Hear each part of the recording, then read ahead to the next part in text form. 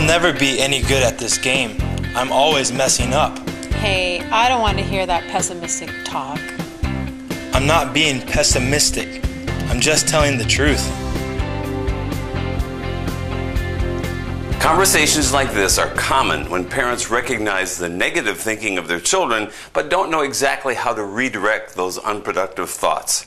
Most likely your child has not realized that we actually make a choice between optimism and pessimism, between positive thoughts and negative thoughts. Over the years, your child has formed a habit of choosing either a pessimistic or an optimistic way of thinking. Did you know we have about 60,000 thoughts in a day? Most of them are lightning fast, but we can make choices about the direction of our thought pattern. Here's the difference. Pessimists tend to believe the bad things that will happen affect everything in life and are due to being dumb or lacking coordination. In other words, it's a permanent condition and they think it's who they are. Optimists tend to believe the bad things that happen are temporary blips on the screen of life and are due to the mistakes they make, but it's not who they are. They know the circumstances can be changed next time around, and they're determined to make an adjustment in the future. Experiments show that pessimists tend to give up more quickly, and optimists tend to do a little better in school and in sports. Your child has developed an explanatory style used to explain the bad things that happen at practice or in a game. Here are some examples of the pessimistic style. I'm so dumb.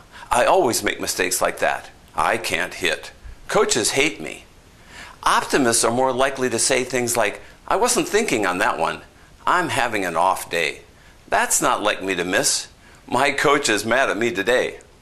The big news is that pessimists can learn to be optimists. The technique for this is quite simple because it involves a skill your child probably uses with friends, but hasn't thought to use it with herself. She needs to argue with herself.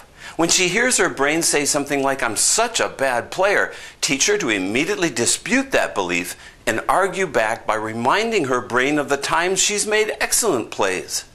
If your son hears his brain say, I always blow it, teach him to stand up for himself by pointing out the evidence that proves it's not true. I made a great play last game. Sometimes your child's brain falls into a bad habit of creating false information. If someone else said these things, your child would argue back with good reasons. In the same way, your child needs to correct the brain about the lies it tells. Teach your child the skills of non-negative thinking, and you will soon have a more optimistic child. The benefits are huge. Research shows that optimistic athletes and optimistic teams not only win more often, but they play better under pressure and they do a better job of coming from behind. Remember, this kind of thinking is a choice we each make. Choose to be an optimistic thinker when bad things happen. Teach your child to use his or her brain as a powerful ally, not a devious opponent. Use the game plan handout to put this lesson into practice.